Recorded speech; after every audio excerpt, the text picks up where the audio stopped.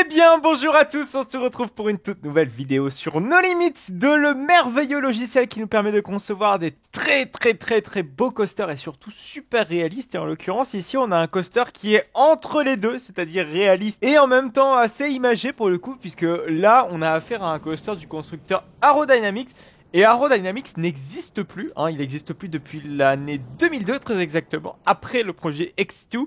Et là on a en face de nous donc Flashback. Flashback, c'est un coaster qui n'existe pas, c'est même le mariage potentiel entre deux coasters, c'est-à-dire le Shuttle Loop Aerodynamics, c'est celui qu'on peut retrouver par exemple à Blackpool Pleasure Beach, c'est-à-dire Révolution, et un autre coaster du constructeur Vekoma que tout le monde connaît bien, ce sont les Boomerang. On en retrouve un notamment à Bellewaerde, on retrouve Cobra Walibi Belgium, on retrouve également Equalizer à Walibi Rhône-Alpes, on en a aussi aux États-Unis, dans les parcs Six Flags ou non parfois, on en a même un à Hershey Park qui a été réhabilité tout récemment pour pouvoir faire un petit peu comme Speed of Sound, c'est-à-dire avec de l'audio embarqué. Bref, vous avez compris le délire. Et là, cette fois-ci, donc on a affaire donc à un boomerang, ni plus ni moins, donc avec le gros Cobra Roll qu'on voit ici, qui est justement l'un des emblèmes des Boomerang Coasters de chez Vekoma. Et on a les traditionnels launch bien dégueulasses qu'on retrouve notamment en hauteur. C'est une technologie typique de chez Aero qu'on ne retrouve plus de nos jours, en tout cas chez les constructeurs modernes. Les constructeurs modernes ont tendance à se tourner de plus en plus aujourd'hui vers le LSM, le launch LSM. En tout cas, c'est les systèmes de électroaimant qui permettent au train d'être lancé. Mais ça, on parle spécifiquement des launch, pas des lifts. Ce qui est intéressant avec la technologie des launch, je serais très curieux de voir le futur. Est-ce qu'on va avoir un retour de l'hydraulique en force, qui est une technologie que je préfère au LSM, qui a ses défauts, notamment au niveau de la fiabilité, ça peut être un très gros défaut, parce que je spécule un petit peu, puisque notamment avec l'explosion des coûts énergétiques, ça devient un problème pour beaucoup de parcs de faire tourner leur launch coaster. Peut-être qu'on verra des launch hydrauliques dans l'avenir. En tout cas, je l'espère très fort. Mais en tout cas, c'est pas quelque chose de complètement déconnant. Et je pense que l'hydraulique va revenir en force. Je l'espère en tout cas parce que c'est une technologie que j'aime beaucoup. Voilà, donc on a fait une petite digression sur les launchs, mais je pense que c'était nécessaire. Et moi, ça permet un petit peu de vous exprimer mon opinion là-dessus, sur ce qui se passe en ce moment avec les launchs. Et je pense que l'avenir des launch coasters est de moins en moins dans les LSM. Et à mon grand bonheur pour le coup. Bon, on va aller tester tout ça. Donc le Flashback, c'est comme ça qu'il s'appelle. C'est vrai qu'il porte en plus très bien son nom, parce que là, ni plus ni moins, on a un vrai flashback de technologie. Même si ça reste un coaster complètement nouveau. Alors, regardez, on reconnaît très bien notamment la station qui est typique de chez Aerodynamics. C'est en fait une station en hauteur, légèrement incurvée. Alors par contre, je savais pas que ce genre de station était incurvée, si vous voulez, vers l'intérieur. Enfin, si vous voulez, là on est légèrement incliné, mais vous le voyez tout simplement en barrière. Je pensais pas que ça allait être de ce sens-là, je pensais que c'était du sens opposé. Bon, écoutez, la création m'a l'air d'être quand même très bien faite, donc je vais pas en douter non plus de ses capacités à devoir reproduire les choses assez fidèlement. Donc écoutez, pourquoi pas. Bon, je pense que vous aurez compris le principe. Au lieu d'avoir un loop comme on a notamment sur le Shuttle Révolution, là cette fois-ci on a juste un Cobra Roll. Donc en soi, rien de bien transcendant. Par contre, c'est vraiment assez perturbant de voir tout ce bordel pour juste une inversion. Ça devait coûter quand même une fortune juste pour faire ça. Maintenant, on est quand même capable de faire des coasters très compacts qui utilisent moins d'acier, parce que, mais les gars, toute une structure pour juste faire une inversion, c'est énorme. Et toute une technologie pour peu de choses. Bon, après, la technologie a été relativement légère en mécanique et en électrique, qui n'est moins le cas désormais maintenant avec les coasters modernes, avec la multiplication des sécurités, etc. C'était pas forcément moins sécurisé ce qu'on a ici, mais en tout cas, on avait moins de redondance, moins de choses particulières, ne serait-ce que, voilà, pour les freins, regardez, on a juste un jeu de frein au niveau d'ici, un jeu de frein au niveau de là-bas, et le reste, c'est tout. Il n'y a pas de système bloc ni rien, il n'y a qu'un train qui part sur le circuit. C'est pas ce qu'il y a de plus énergivore en termes de technologie que ce genre de choses. Voilà, c'est beaucoup de matériaux, notamment de l'acier, voilà, pour faire les structures des supports, etc. En soi, maintenant, ce serait un non-sens que ce soit écologique et financier.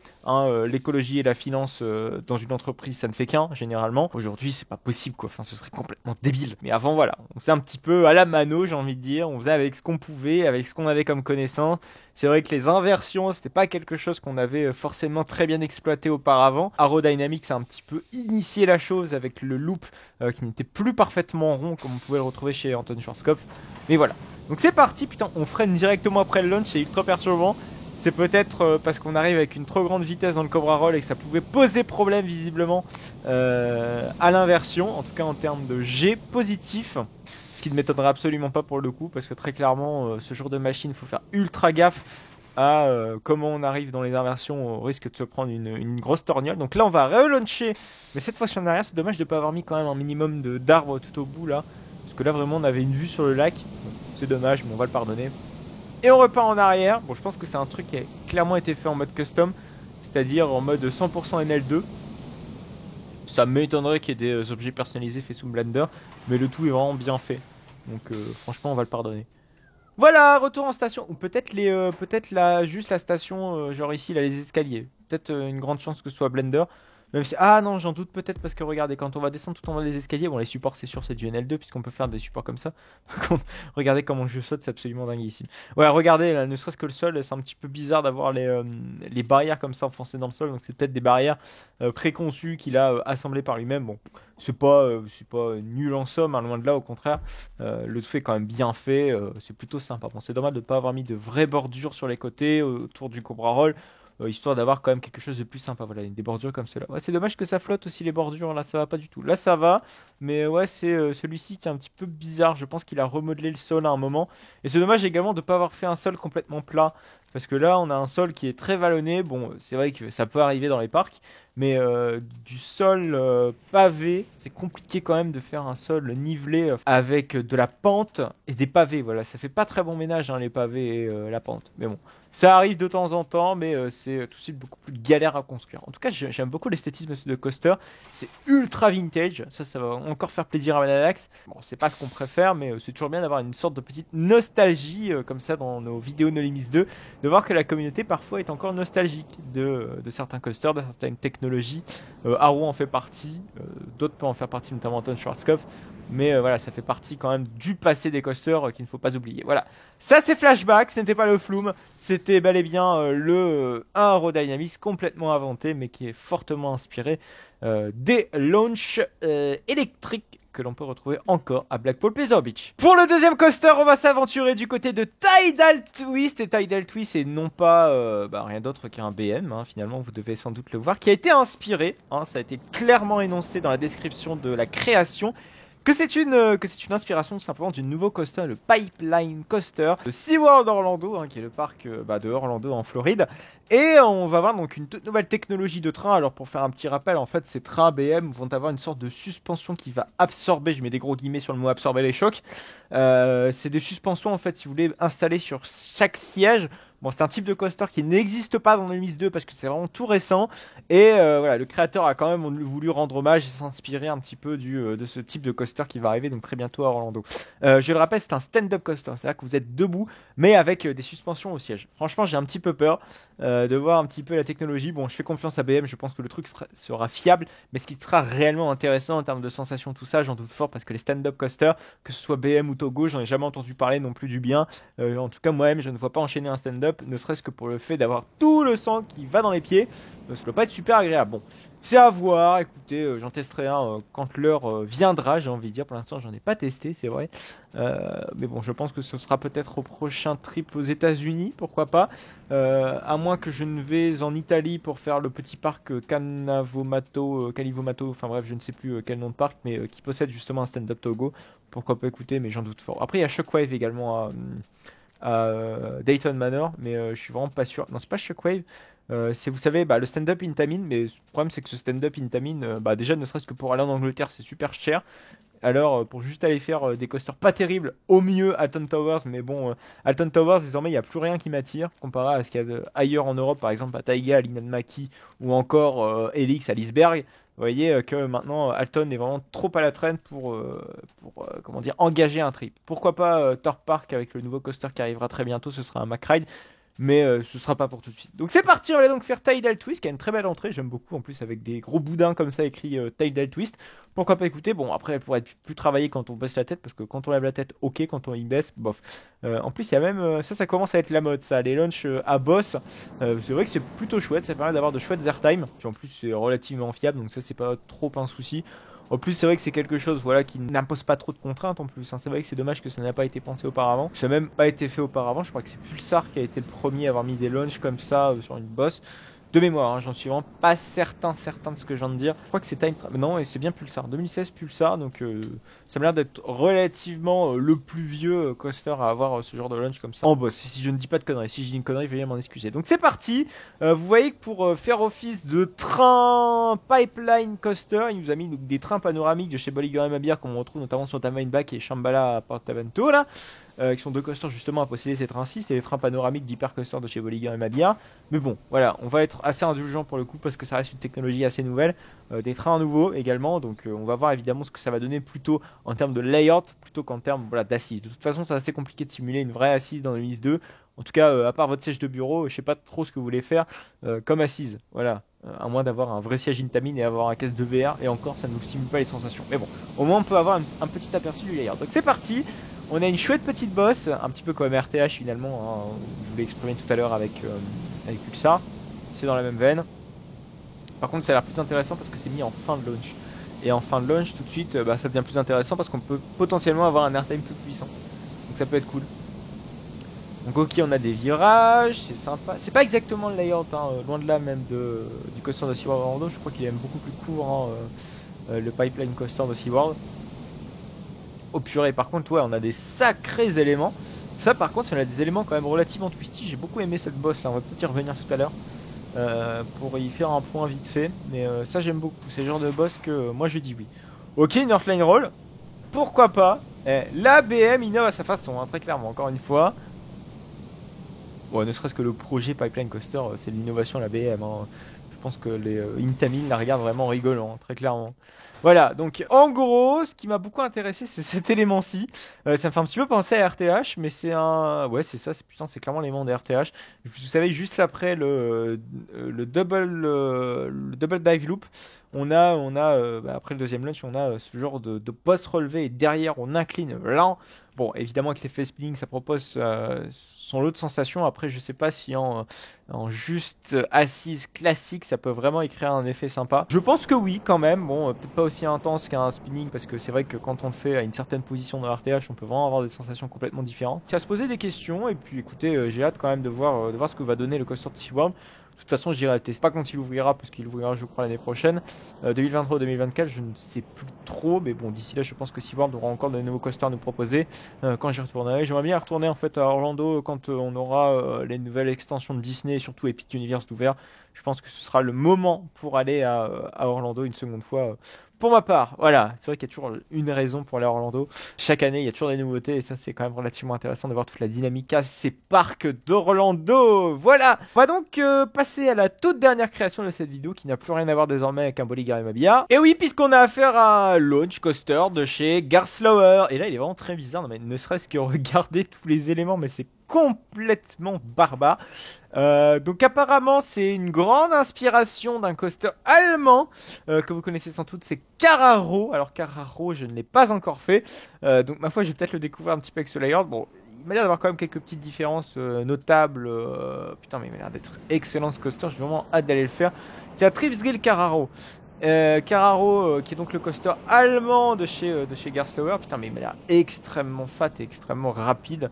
Putain, ne serait-ce que les éléments, non mais regardez comment c'est haut. Donc avec des couleurs bleues, hein, comme à la Blue Fire, visiblement. Bon, on va aller tester tout ça. Donc c'est parti. Donc la station d'embarquement se trouve juste ici. Oh, c'est très bizarre. Putain, il a même fait un zero car personnalisé. C'est dommage qu'il a beaucoup bossé le zero car personnalisé. Mais pour le reste, ne serait-ce que la station, putain, il n'y a même pas... Il n'y a rien dans ta station. Mais c'est quoi ce délire? C'est quoi ce transfert trek Zarbi, là? What the fuck? Mais non! Mais tu nous as fait quoi avec le transfert track? Bon, cette création est tellement bizarre que je pense qu'on va vite en finir. On va aller se poser en plein milieu du train pour essayer de découvrir ce layout. Mais oh là là, je crois qu'il y a beaucoup de choses à dire au niveau de ça. Et ma foi, j'en ai extrêmement peur parce qu'il y a beaucoup de choses à dire. Et peut-être que je vais être un petit peu méchant avec tout ça. Peut-être c'est quelqu'un qui a essayé de tenter de faire des trucs, qui n'a pas eu le temps de le terminer. Donc du coup, il a posté ça vite fait, bien fait sur No Limit Central. C'est là où j'ai repêché cette création. D'ailleurs, c'est une création de Zat Wheel Sad Bois. Donc si jamais vous souhaitez aller le disliker ou je ne sais rien, non évidemment encouragez-le plutôt, dites ce qui va, ce qui ne va pas. C'est une création donc de ce créateur et son lien, le lien de cette création sera donc dans la description de cette vidéo. Donc c'est parti, on démarre. Bon, ça a le mérite d'être plutôt fluide. On a commencé par une petite Earthline Roll. Voilà. Ok, c'est parti. Donc on arrive au launch. Putain, mais il est ultra court ce launch. Hein. Oh, ça doit être incroyable. Clairement. Donc là on arrive. Élément inversé. Putain, si, c'est le layout de Carraro, hein, les gars. Après, comme je l'ai jamais fait, peut-être que du coup, c'est pas complètement ça, mais si, c'est du Carraro. Hein. Oh. Waouh, waouh, waouh. Par contre, j'ai l'impression que ça manque un peu de support. Bon, pourquoi avoir fait une reproduction de Carraro avec des rails d'une couleur différente? J'en suis un peu circonspect, d'autant plus qu'il y a un zero car complètement bizarre. Ouais, bizarre.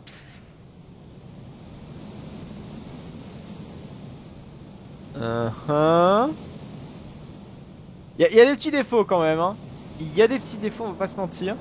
On arrive quasiment sur la fin. Mais Carraro m'a pas l'air d'être aussi énorme. Alors peut-être que la zone justement lui fait paraître beaucoup plus petit. Wow. En tout cas, c'est un coaster qui m'attire énormément. C'est peut-être l'un des coasters Garslow qui m'attire le plus dans nos contrées européennes. Ça m'a l'air d'être somme toute assez sympathique. Par contre, il y a vraiment un truc qui me gêne par rapport à ce coaster là, c'est le transfer track. Non, mais pourquoi avoir fait un transfer track aussi étrange pour juste ranger des trains? Ok, il y a 4. Putain, mais en plus, ok, déjà il y a 4 trains au staging. Il y en a déjà beaucoup trop sur le parcours parce que regardez, là déjà, ne serait-ce que là, il y en a 2 qui poirotent. Il y en a un qui est sur le layout. Enfin bref, c'est complètement bizarre. Enfin, au niveau du système block, ça sert à rien d'en avoir autant. Et même au niveau rotation de maintenance, pareil, hein, généralement 1, allez, 2 vraiment si tu veux vraiment niquer de l'argent. Mais plus, ça me paraît complètement irréaliste et pas cohérent d'avoir autant de trains qui ne servent pas, hein, même si la maintenance, voilà, c'est les trains qui dorment, hein, qui ont été fabriqués, qui vont dormir. Le but, c'est pas de faire dormir des trains, c'est que, ok, s'il y a un train qui part en maintenance, ça évite d'impacter la capacité de l'attraction, mais en avoir autant qui ne servent à rien, c'est clairement inutile. À moins qu'il y a eu des problèmes évidemment à la conception de l'attraction, enfin après la conception de l'attraction, c'est-à-dire la construction, et qu'on s'est rendu compte que finalement avoir je sais pas 4 trains sur la yacht, finalement il n'y en fallait qu'un. Enfin vous voyez par exemple c'est le cas d'Agrid, hein, qui a je crois 16 trains qui peut tourner en simultané sur le parcours. Enfin il y a 16 trains en tout. 16 trains ont été fabriqués pour l'attraction, mais ils se sont rendus compte qu'on peut pas pas du tout en faire tourner 16 quoi, c'est pas possible. Voilà, c'est une erreur qui est plus après. Bon je pense que quand même on s'est rendu compte quand même de la supercherie quand on a su qu'il y avait quand même 16 trains là-dessus. C'est complètement incohérent, surtout que le layout voilà, est pas suffisamment long pour accueillir 16 trains. Enfin bref, au niveau des zones blocs, ça allait pas du tout. Même si voilà, ça reste de l'embarquement continu sur Hagrid Motorbike Adventure, je pense qu'ils ont eu un petit peu les yeux plus gros que le ventre sur le débit de l'attraction. Voilà, c'était pour la petite parenthèse, mais tout ça pour dire qu'il y a beaucoup trop de trains sur ses voies de garage, sur ses voies de staging, sur son layout. Bon, sur son layout ça va, finalement quand ça tourne, je pense que voilà. Avoir le nombre de trains sur le layout qui est en train de tourner plus 1, pour moi ce serait nickel, c'est parfait, c'est réaliste, en plus ça prend en compte certaines choses, voilà, c'est parfait. Mais là autant c'est pas possible. Alors, par contre il nous a mis du quadritube à la Intamin. Mais qu'est-ce que c'est que ce délire? Qu'est-ce que tu nous as fait? Pourquoi avoir mis du quadritube là-dessus? Ouais, généralement Intamin, enfin c'est Garslow, hein, n'a jamais fait de quadritube de sa carrière, si je puis m'exprimer ainsi. Et en avoir mis, non, non, non, ça ne va pas du tout, ça va... Putain mais cette transition mais là d'être what the fuck en termes de jets latéraux, mais bon, ça j'aime les jets latéraux qui s'éjectent bien du siège. Par contre, ce qui me fait un petit peu peur, c'est en fonctionnement l'hiver. Est-ce que, voilà, ça va déjà passer à une vitesse relativement faible. Est-ce que ça va passer quand il fera froid? Voilà, c'est quelque chose que je pense, faudrait peut-être réfléchir désormais à des coasters récents, parce qu'on a énormément de coasters récents qui ont justement ce problème de pas fonctionner en hiver. On a de plus en plus de parcs qui veulent fonctionner en hiver. Donc je serais quand même de plus en plus regardant à la conception des attractions en hiver. Quand le parc a les ambitions d'ouvrir en hiver, je pense à Plopsaland. Thrill ne le fait pas, mais je pense que ça va arriver, Thrill. Hein. Ça m'a l'air de... Il se développe tout aussi bien qu'un Holiday Park, qu'un Europa Park. Bon, Europa Park dans une moindre mesure évidemment. Mais voilà, surtout qu'Holiday Park, lui, veut ouvrir quasiment à l'année également. Enfin, ouvrir la saison hivernale, etc. etc. Le parc Plopsa, en tout cas, est dans cette dynamique-là. Les parcs, hein, le groupe Studio 100 qui détient les parcs Plopsa sont dans cette dynamique-là. Donc je pense que derrière, il y a des parcs qui vont essayer d'un petit peu prendre le coche. Même la CDA, hein, tous les parcs de la CDA vont quasiment ouvrir tout le temps en hiver. Donc ça, je pense que c'est un mot qui a été passé au niveau du groupe. Voilà. Mais bon, tout ça pour dire que faire attention évidemment à l'ouverture hivernale des coasters, c'est très très très important. Voilà, on va donc se quitter là pour cette vidéo. J'espère en tout cas qu'elle vous aura plu. On aura vu 3 beau coaster, hein. On a vu le Pipeline Coaster, en tout cas quelque chose qui lui ressemble. On a vu également ce merveilleux Gerstlauer et on a vu vraiment cette première création, c'était plutôt original, un mélange d'un boomerang Vekoma et d'un shuttle Aerodynamics. Franchement, c'était super top. Si vous aussi, vous souhaitez que je présente votre coaster dans cette série de vidéos, n'hésitez surtout pas à me l'envoyer grâce à l'adresse mail qui se situe dans la description de cette vidéo. On se retrouve sur No Limits 2 tous les samedis à 14 h, mais également le mercredi pour du Roblox à 14 h également. On se retrouve également sur mes réseaux sociaux, à savoir Instagram. Sur Instagram, vous pouvez me retrouver pour mes triples dans les parcs d'attractions. Et il va y en avoir pas mal durant cette saison hivernale. Voilà, merci beaucoup de m'avoir regardé, de me suivre tout autant nombreux pour cette série de vidéos et pour ma chaîne en global. Merci à vous. Allez, à plus tard!